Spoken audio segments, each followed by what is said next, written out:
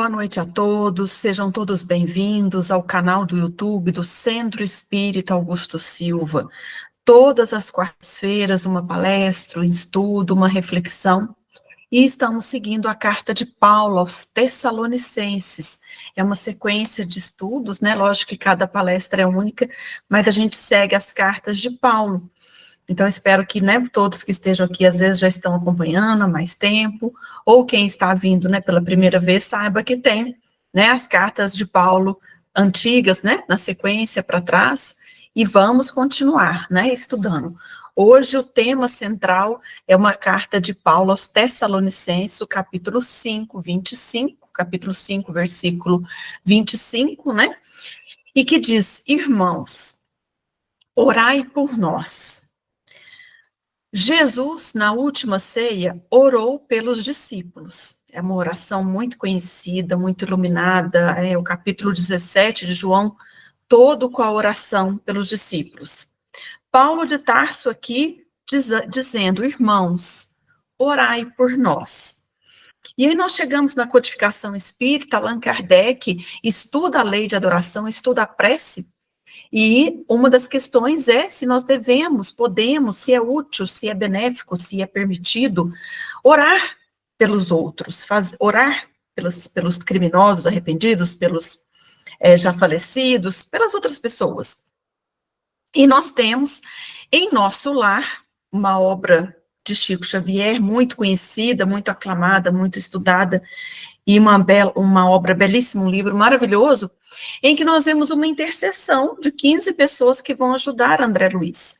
Então, nós vamos falar hoje, eu estou só citando os pontos que a gente vai trazer, nós vamos trabalhar hoje com a intercessão, com a prece intercessória. É o capítulo 17 do livro Pão Nosso, que diz simplesmente: intercessão, baseado e inspirado em um trecho do finalzinho da carta de Paulo, que diz: irmãos, orai por nós. É a primeira carta aos Tessalonicenses, capítulo 5, versículo 25.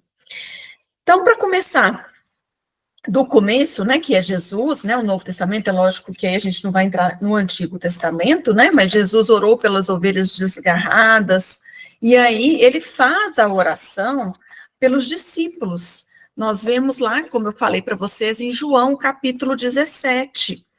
E aí Jesus, levantando seus olhos ao céu, disse: Pai, é chegada a hora, glorifica teu filho, para que também o teu filho te glorifique a ti. E aí ele vai, são vários versículos, né, do 1 até o 26, mas ele diz: eu rogo por eles, não rogo pelo mundo, mas por aqueles que me destes, porque são teus. E aí depois ele continua falando que eles não são do mundo, como eu do mundo não sou, santifica-os na verdade, a tua palavra é verdade. Assim como tu me enviastes ao mundo, também eu os enviei ao mundo. E por eles me santifico a mim mesmo, para que também eles sejam santificados na verdade. E não rogo somente por estes, mas também por aqueles que pela sua palavra hão de crer em mim. E aí ele vai indo e termina, né? Pai justo, o mundo não te conheceu, mas eu te conheci, e estes conhecerão que tu me enviastes a mim. E eu lhes fiz conhecer o teu nome, e eu farei conhecer mais, para que o amor com que me tem amado esteja neles, e eu neles esteja.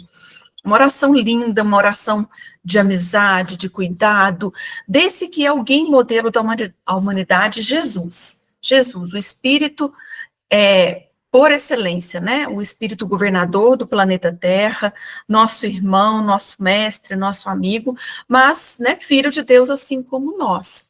Então, nós estamos sempre aqui na plataforma do Centro Espírita Augusto Silva, tanto no virtual, desde a pandemia, quanto no presencial, revivendo o Evangelho de Jesus, estudando aclarado pelo Espiritismo. Então, sejam todos bem-vindos, boa noite, boa tarde, bom dia para quem for ver em outro dia, e a gente agradece sempre a possibilidade de estar fazendo esses estudos.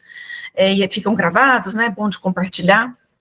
Então, sejam todos bem-vindos. Então, a gente já começou com Jesus, que é o começo, né, que é o verbo, né, o verbo se fez carne. Então, a gente tem em Jesus a orientação suprema, uma orientação prática de orar pelos discípulos, por aqueles e por aqueles discípulos que hão de vir, Porque um pouquinho para trás no Evangelho de João, Jesus já estava falando do Consolador prometido, de que tudo que ele falou iria ser alterado, que ele enviaria um Consolador prometido para restabelecer o que ele havia dito e para dizer muito mais, porque ele teria muita coisa para nos dizer e que nós não poderíamos suportar. Então, ele enviaria um Consolador.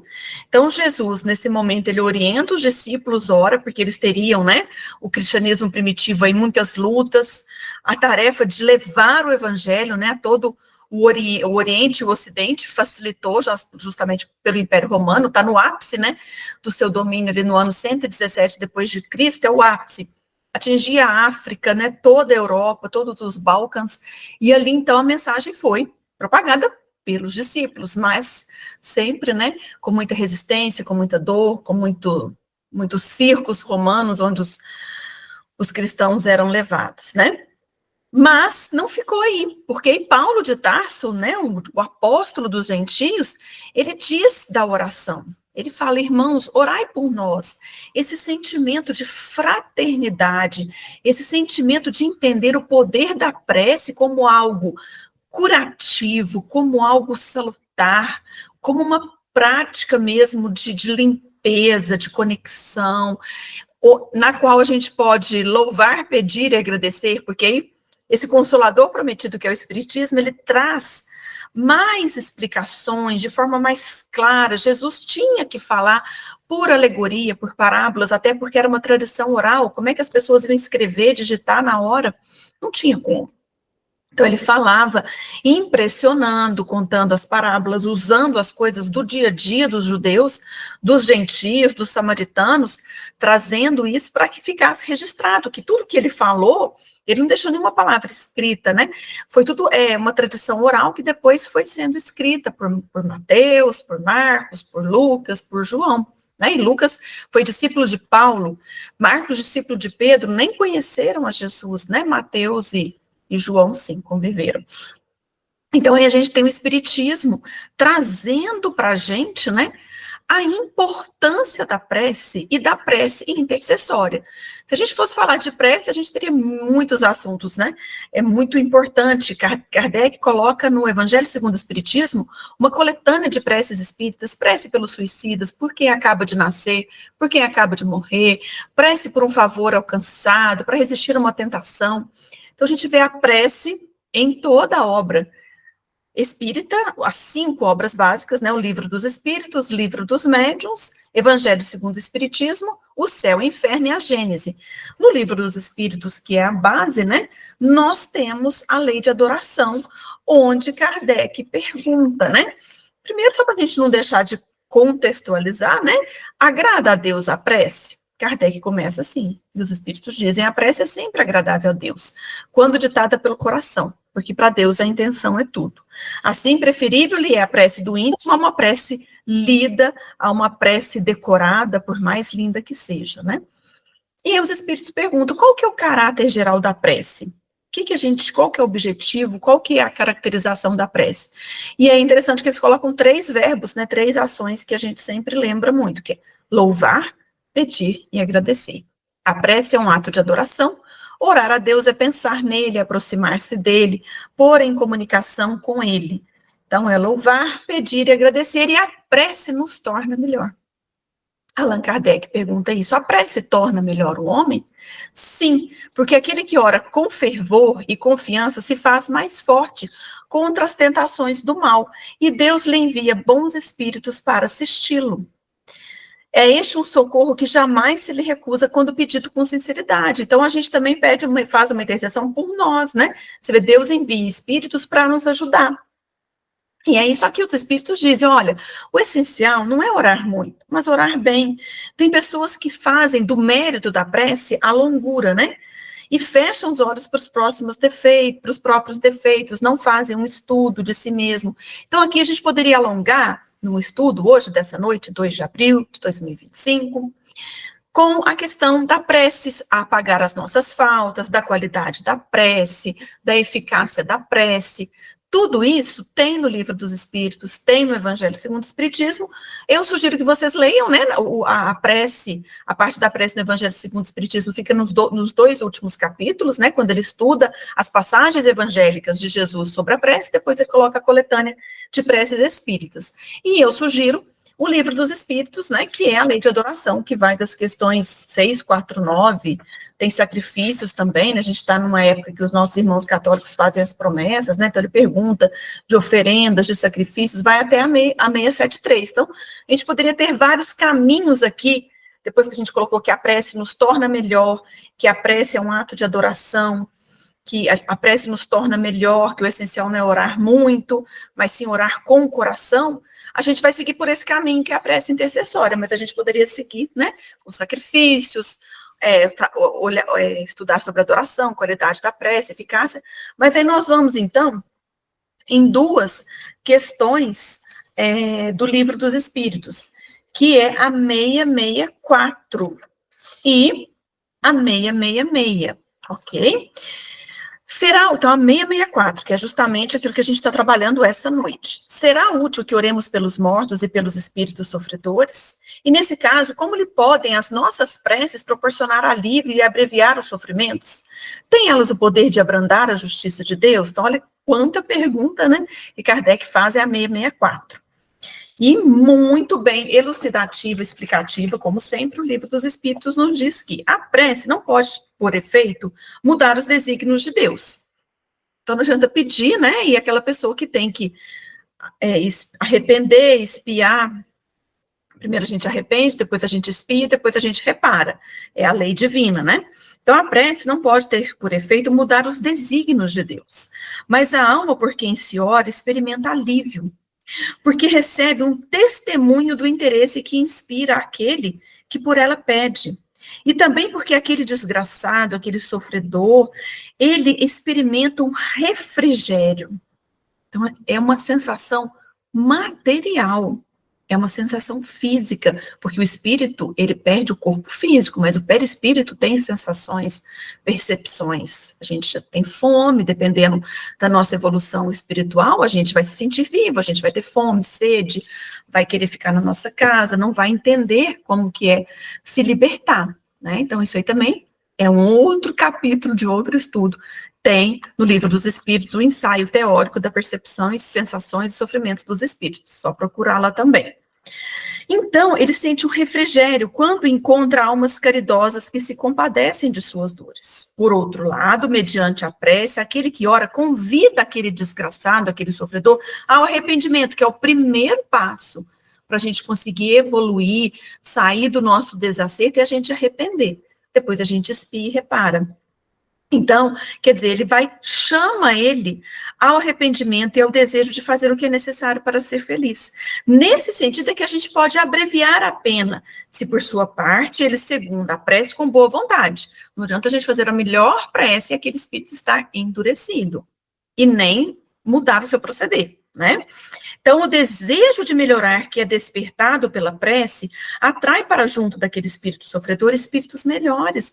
Eles conseguem ter acesso a ele, que vão esclarecer, consolar, dar esperança. E aí, ele fecha a resposta da 664, que acho que até o Espírito São Luís que responde, ele diz aqui, dizendo que Jesus orava pelas ovelhas desgarradas, mostrando-vos desse modo que culpados vos tornaríeis se não fizesseis o mesmo, pelos que mais necessitam das vossas preces.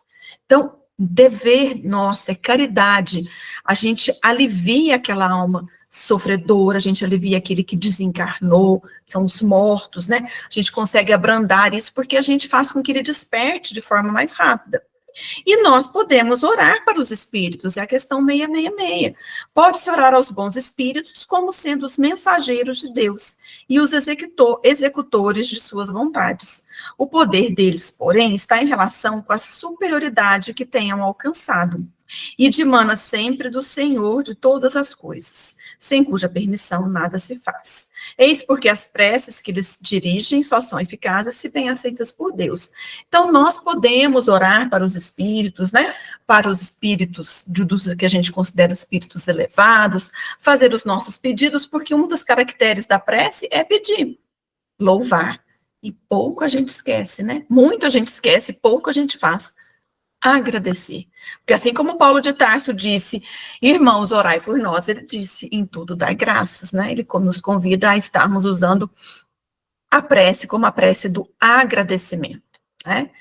Então, a gente vê no Livro dos Espíritos a base do Espiritismo nos convidando, então, a esse ato de caridade, a esse ato salutar, muito bom para os espíritos sofredores, os espíritos que já desencarnaram. Mas aí, Allan Kardec, no Céu e Inferno, ele vem balizar, porque Kardec, ele usou um método, ele não ficava ali copiando as respostas num decoreba, pergunta 1 do Livro dos Espíritos, pergunta 2, uma coisa mecânica, maquinal. A primeira obra do Livro dos Espíritos, a primeira publicação em 1857, tem 500 perguntas. Em 1861, ele dobrou o número de perguntas para 1019, então ele foi sempre estudando. Por quê? Porque Kardec tinha um jornal, a Revista Espírita, um jornal periódico.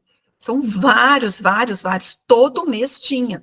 Então, ali era, tipo assim, o laboratório de Kardec, todas as cartas chegavam, as dúvidas, os casos. Então, ali ele tinha todo um cabedal de informações, todo mundo já sabia dele, mandava aquela pilha de cartas, ele estudava, ele ia para a Sociedade Espírita de Estudos Parisienses, e naquilo tudo, na hora que ele chegava, falava, não, isso aqui dá para publicar um livro. Então, não, agora isso aqui eu tenho mais perguntas, eu vou lançar uma outra edição revisada do Livro dos Espíritos com mais perguntas. Aí ele lançou o Livro dos Médiuns, aí ele lançou O Céu e o Inferno em 1865, quase que 10 anos depois que ele já publicou o Livro dos Espíritos, sendo que ele começou a estudar em 1854, 55, né? Então, o que ele faz aqui no Céu e Inferno? Várias evocações de vários espíritos, então são casos reais, são exemplos do céu e inferno, da felicidade ou não, porque o céu e o inferno, o que é aqui na entrada? É a justiça divina segundo o Espiritismo. Um exame comparado das doutrinas sobre a passagem da vida corporal à vida espiritual, sobre as penalidades e recompensas futuras, sobre anjos e demônios, sobre as penas, seguida de numerosos exemplos acerca da situação real da alma durante e depois da morte. Durante e depois da morte. A situação real. E se a gente pudesse colocar vários itens, se a gente fizesse um estudo, né? Com certeza deve ter pessoas que estudam muito a fundo Kardec. O que a gente poderia resumir na segunda parte do Livro dos Espíritos, que são esses casos reais? O que é unânime, quase unânime, está em todas as comunicações? Orai por mim. Todos os espíritos pedem orações. Então, nós temos os espíritos felizes, né? Aí nós temos os espíritos em condição mediana, temos os espíritos em expiações terrestres, os espíritos sofredores, criminosos, tem espíritos endurecidos, né? Então, isso tudo são vários casos, é bem gostoso de ler, porque tem sempre, além de vários... eu falei da oração, né, que é o que a gente está falando, mas fala de causa e efeito, de escolha das provas, fala de obsessão, fala de vingança, fala de existências solidárias. Então, a gente consegue ver muito princípio doutrinário na prática, que é isso que Kardec fez, ele ficou na prática. A todo momento ele tinha casos que ele dirigia na Sociedade Espírita, casos que chegavam até ele, e nesse jogo de estudo, que ele dedicou o seu tempo, o seu sacrifício, o seu repouso, a gente tem essas 5 obras, além de obras póstumas, o que é o Espiritismo, né, outras obras. Mas o Anthony Bell, ele era um caixa de uma bancária, morava no Canadá em 1865, e ele suicidou-se. E aí esse amigo manda essa carta e manda isso para Kardec estudar. E ele falou, era um homem pacato, chefe de numerosa família, né? Só que depois ele começou a ficar doido, ele achava que tinha comprado um veneno na minha farmácia, ele ia na farmácia dele, e que ia envenenar alguém. Muitas vezes vinha suplicar-me para dizer a época de tal compra, tomado por alucinações terríveis, perdia o sono, lamentava-se. Então, a família estava vivendo em constante ansiedade, né? Hora que ele se dirigia para a casa bancária, onde ele trabalhava, ela ficava com medo dele ter esses surtos, né? E ele ficava achando, ele falava, mas eu lembro que eu já fiz alguma coisa e tal. E aí ele suicida. Então, aí a pedido desse amigo, ele foi evocado em Paris a 17 de abril de 1865. E aí ele vem, que pretendeis de mim? Sujeitar-me ao interrogatório é inútil, tudo confessarei. E aí ele vai explicar que aí ele já de cara ele fala, eu temo, aí o Kardec fala, ó, Nós temos a esperança, a gente está te evocando, porque as nossas preces vão atenuar as vossas penas. A figura que você está em uma boa condição, visto como o arrependimento já assedia o seu coração, o que constitui um começo de reabilitação, tá vendo? Então, vários princípios doutrinários. A prece vai atenuar a vossa pena, o arrependimento já constitui o primeiro passo da reabilitação, Deus infinitamente misericordioso, sempre tem piedade do pecador arrependido, então Deus, causa primária, orai conosco. Aí ele ora. Aí ele diz, né, depois dessa oração, ele diz para ele o que aconteceu. E aí ele fala que ele matou um rival dele no amor de uma esposa quando ele... E na outra existência, não é nessa que ele suicidou. Na outra existência, ele amava uma bela moça lá numa cidade banhada pelo Mediterrâneo. Ele era pobre, ele foi repelido. Ela ia se casar, faltando 2 dias para o casamento, ele envenena e mata o seu rival, né? E ele fala assim, eu já reencarnei, e preciso que eu reencarne ainda. Oh, meu Deus, tem de piedade de minhas lágrimas e da minha fraqueza. Porque ele vê essa existência, né? Ele não, sucumbe à prova do suicídio, que não é ninguém reencarna para suicidar, né? Mas pela alucinação, por quê? Porque tinha um obsessor. Igual a gente está estudando o caso de O Drama da Bretanha segundo online. Então, ele diz assim, deploramos, aí o Kardec e seus companheiros ali, né, seus amigos e trabalhadores da causa espírita, diz, deploramos essa infelicidade que retardou o vosso progresso e sinceramente lamentamos. Dado, porém, que vos arrependais, Deus se compadecerá de vós, dizendo se chegasse a executar o vosso projeto de suicídio. Não. E confesso para vergonha minha que a esperança se me desabrochou novamente no coração, com o desejo de me aproveitar do crime já cometido. Então, ele não suicidou, ele teve vontade de suicidar depois que ele fez, né, a morte, né, do rival, mas nessa última existência ele suicida. Então, ele diz, na vossa última encarnação, tinhas a consciência do mal praticado na penúltima? Nos últimos anos somente, eis como, eu era bom por natureza. E depois de submetido, como todos os homicidas, ao tormento da visão perseverante da vítima, que me perseguia qual vivo remorso, dela me descartei, depois de muitos anos, pelo meu arrependimento e pelas minhas preces. Olha a prece. Aí ele conseguiu recomeçar outra existência, a última, que atravessei calmo e tímido. Foi isso que ele falou, gente, era uma pessoa tão boa, tão do bem, como que suicidou. Tinha em mim como que uma vaga intuição da minha inata fraqueza, tá vendo? Então a gente tem as tendências inatas, o esquecimento não é total. Bem como da culpa interior, cuja lembrança em estado latente conservara. Mas um espírito obsessor e vingativo, que não era outro senão o pai da minha vítima, daquela existência que ele matou, seu rival, facilmente se apoderou de mim e fez reviver no meu coração, como em mágico espelho, as lembranças do passado. Tá vendo? Por isso que o véu do esquecimento é uma bênção. Mas o obsessor, ele trazia nele a porta aberta para aquilo, né? Então, alternadamente, ele continua, mas depois o guia do médium vai explicar, tá, gente, para ficar claro. Alternadamente influenciado por ele e por meu guia, que me protegia, eu era o envenenador e, ao mesmo tempo, pai de família, angariado pelo trabalho. Então, ele ficou em 2 existências, a anterior e essa. Fascinado por esse demônio obsessor, deixei-me arrastar para o suicídio. Sou muito culpado, porém menos do que se deliberasse por mim mesmo. Suicidas da minha categoria, incapazes por sua fraqueza de resistir aos obsessores, são menos culpados. E ele encerra a fala dele dizendo, orai comigo, para que o espírito que tão fatalmente me obsidiou renuncie à sua vingança, e orai por mim, para que adquira a energia e a força necessária para não ceder à prova do suicídio voluntário, prova a que serei submetido, dizem-me, na próxima encarnação. Então, ele disse tudo isso, né? Pede oração por ele, pelo espírito obsessor, mas aí o guia vem, né? E aí Kardec sempre pergunta para ver se aquilo que ele estava falando estava valendo, estava certo. Aí Kardec pergunta, um espírito obsessor pode realmente levar o obsediado ao suicídio? Então, só para deixar tudo bem claro, Kardec não acreditar em todos os espíritos, mas provar a eleição de Deus, né? Então, Kardec conviveu com vários espíritos, né, inúmeros, então todos eles, Kardec passava pelo crivo da razão, por tudo que ele estudava, e pela orientação dos espíritos elevados, superiores, que estavam conduzindo a codificação espírita, né? E aí ele diz assim, o espírito diz, certamente, pois a obsessão, que de si mesma é já um gênero de provação, pode revestir todas as formas, mas isso não quer dizer isenção de culpabilidade. Então, quer dizer, pode levar à obsessão, pode levar ao suicídio, mas ele não é isento de culpa.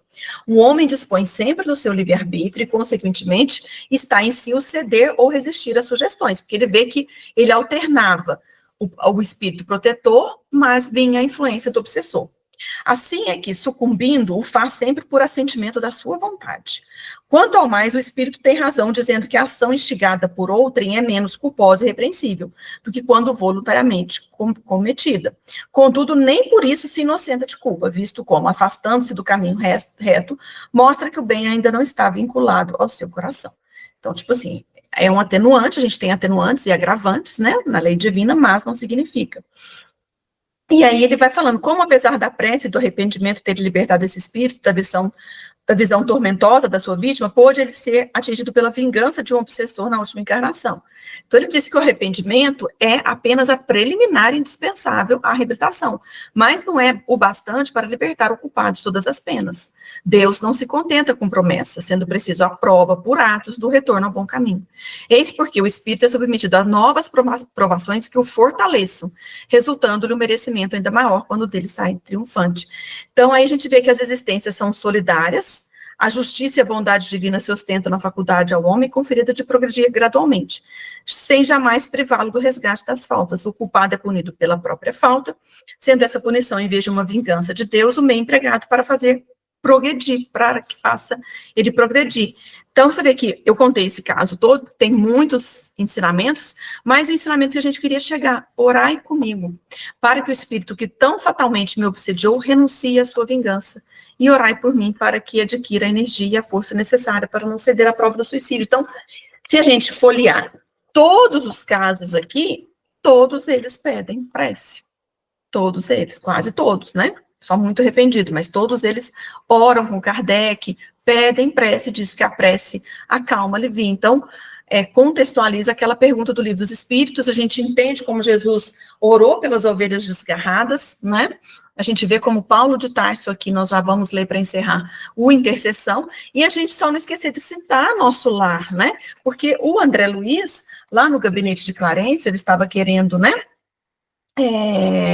Emprego, querendo ver como que ele conseguiria ser médico em nosso lar. O Clarence fala que ele vai ser enfermeiro, porque ele, né, não conhecia a noção da medicina da alma, e sim uma medicina muito, muito calculista, muito ali, que ele viveu na Terra. Então ele diz assim, ó, e aí ele fala assim, né, você não pode assumir o cargo de enfermeiro, de médico, mas você pode arrumar um emprego aqui de cargo de aprendiz. Sua posição não é das melhores, entretanto, é confortadora pelas intercessões chegadas ao Ministério do Auxílio a seu favor. Então, olha, ele abriu lá, como igual que estou no computador, ele abriu o computador lá em nosso lar e falou, deixa eu ver aqui, tem intercessões, André Luiz, que chegaram para você, vamos ver o que é, né, surpresa. Aí ele fala, minha mãe, né, sim, que ele até já tinha encontrado, ficou sabendo que a mãe era um espírito muito evoluído, que a mãe intercedeu para tirar ele do umbral. Perguntei inebriado de alegria. Sim, sua mãe e outros amigos, no coração dos quais você plantou a semente da simpatia. Então, as pessoas vão interceder por nós, né? Alguns pela abnegação, igual da mãe de André Luiz, né? Pela abnegação, porque mãe é mãe, né? Mãe rasga as portas do céu, abre as portas do céu, mas outros corações que ele plantou a simpatia. Então, a gente tem que estar semeando aí, né? Granjear amigos, né? Logo após sua vida, pedi ao Ministério do Esclarecimento providenciasse a obtenção de suas notas, que examinei atentamente. Muita imprevidência, numerosos abusos, muita irreflexão. Mas nos 15 anos de sua clínica, também proporcionou receituário gratuito a mais de 6.000 necessitados. Na maioria das vezes, praticou esses atos meritórios, mas que a gente acha que não tem mérito nenhum, né? Mas tem mérito para Deus, né, para Deus, nosso Pai, Jesus, nosso irmão, mas presentemente pôde verificar que mesmo por troça, o verdadeiro bem espalha bênçãos em nosso caminho. O verdadeiro bem espalha bênçãos em nosso caminho. Então, olha a intercessão. A gente pratica o bem, o verdadeiro bem, e ele vai sendo a nossa intercessão, que traz para nós bênçãos em nosso caminho. Desses 6.000 necessitados que ele deu receituário gratuito, 15 não esqueceram. E tem enviado até aqui veementes apelos a seu favor. Então, o que são? São 15 pessoas, sabe-se lá onde, no Rio de Janeiro, onde estão, orando sempre para o médico André Luiz quando esteve aqui na Terra. Isso chega no plano espiritual. São as preces intercessórias. Então, devo esclarecer, no entanto, que mesmo o bem que proporcionou aos indiferentes surge aqui a seu favor. Aprenderá lições novas em nosso lar e, depois de experiências úteis, cooperará eficientemente conosco, preparando-se para o futuro infinito. Sentia-me radiante, diz André Luiz, pela primeira vez chorei de alegria. Quem poderá entender na terra semelhante júbilo? Por vezes é preciso se calhe o coração, num grande e eloquente silêncio divino. É lindo, né? Eu sou fã de Nosso Lar, acho que assim, tá vendo um trechinho que a gente leu, olha o quanto de profundidade do bem espalhando bênçãos ao nosso caminho, o bem que a gente é indiferente, ele que está semeando. Essas 15 pessoas não esqueceram de André Luiz, né? Então, eu acho que está bem esclarecido quanto é importante nós fazermos as nossas orações, as nossas intercessões, sem ser preces repetidas, né? Sem ser algo mecânico, movimento maquinal de lábios, né? Assim que André Luiz depois fala que a prece não é movimento maquinal de lábios é energia, é luz, né? Tem uma frase dele muito bonita assim. Mas, enfim, vamos ler o Pão Nosso, que é o título para a gente encerrar. Muitas criaturas sorriem ironicamente quando se lhes fala das orações intercessórias. O homem habituou-se tanto ao automatismo teatral que encontra certa dificuldade no entendimento das mais profundas manifestações de espiritualidade. A gente vem de várias existências, no ajoelhar, no levantar, no aparecer, né? Isso já desde a época do Cristo, quando ele fala que, né, tinha o fariseu publicano que orava, né, para que os outros vissem. Então, a prece intercessória, todavia, prossegue espalhando benefícios com seus valores inalterados. Nós vimos aí um grande beneficiário, André Luiz, e também todos os que estão aí no céu e inferno, todos, né? A gente ficaria aqui falando muito. Não é justo acreditar que seja essa oração um incenso bajulatório a derramar-se na presença de um monarca terrestre a fim de obtermos certos favores. A súplica da intercessão é dos mais belos atos de fraternidade. A súplica da intercessão é dos mais belos atos de fraternidade e constitui a emissão de forças benéficas e iluminativas que, partindo do espírito sincero, vão ao objetivo visado por abençoada contribuição de conforto e alegria. Quem não quer conforto, alegria, né? Quem não quer ser fraterno, emitir essas forças benéficas, e quem não quer ser aquele que recebe esse conforto e alegria, né? Isso não acontece, porém, a pretexto de obséquio, mas em consequência de leis justas, por isso que a gente trouxe aqui a lei da adoração, lei divina, a gente foi lá no Livro dos Espíritos. O homem custa a crer na influenciação das ondas invisíveis do pensamento. Contudo, o espaço que o cerca está cheio de sons que os seus ouvidos materiais não registram. O Pão Nosso, né, ele é de 1940, 50, hoje a gente consegue, né, ter mais noção, né, a gente está aqui conversando, essa palestra vai chegar até vocês, e a gente não vê o fio, a gente não vê chegando, né, é o Wi-Fi, tá no ar, né, então hoje a gente consegue entender, né, a gente consegue que essa palestra chegue aos 4 cantos do mundo, né, eu estou gravando aqui, e vai chegar aos corações queridos aí. Espero que acalentando vocês, né? Com certeza. Então, essas ondas invisíveis, né, do pensamento, são mais fáceis hoje, o mundo moderno, a gente entender, né? Só admite o auxílio tangível, né? A gente ficava muito nisso, e hoje, se a gente for acreditar em tudo que a gente vê, a gente acreditaria em pouca coisa, né? O sinal do Wi-Fi, a gente já viu o sinal, né? A gente corre ali para ver os sinaizinhos, né? Mas a gente não vê ele aqui, né? Mas eu estou conseguindo gravar a palestra, né? Eu tenho que estar online para gravar, né? Vamos lá, então. Só admite o auxílio tangível. No entanto, na própria natureza física, vê-se árvores venerandas que protegem e conservam ervas e arbustos, a lhe receberem as bênçãos da vida, sem lhes tocarem jamais as raízes e os troncos. Olha que bonito, ele dá o exemplo sempre, né, Emmanuel, da natureza. Não ouvides os bens da intercessão, então não esqueçamos, pessoal, vamos lembrar sempre desse ato de caridade. Irmãos, orai por nós. Jesus orou por seus discípulos e seguidores nas horas supremas. Vamos orar, orar e orar. Fazemos essa caridade com a graça que temos da bênção do raciocínio, da nossa inteligência, do nosso coração que pulsa, dessas energias que a gente pode movimentar a favor do bem e que irão atingir aquelas almas que sofrem, porque nós também somos, né, necessitados das intercessões, das orações por nós, nos nossos desalinhos, desacertos, desajustes, e que todos nós nessa onda, né, nessa permuta fraternal de caridade, a gente possa, né, como diz aqui Paulo de Tarso, orai por nós. Que Jesus abençoe a todos vocês, tenham uma noite de quarta-feira abençoada, iluminada, que possam compartilhar esse estudo, um bom dia, uma boa tarde para quem está vendo de dia, ainda vai seguir a jornada do dia, e que estejam todos conosco nos próximos estudos, né? Tanto presencial, se tiverem oportunidade, Centro Espírita Augusto Silva em Lavras, ou online, com os estudos que nós temos à quarta, domingo já vem o Palavras de Vida Eterna, temos online também na segunda-feira os estudos de Dona Ivone do Amaral Pereira. Uma boa e iluminada noite a todos vocês, e até o nosso próximo encontro quarta que vem. Muita paz, que assim seja.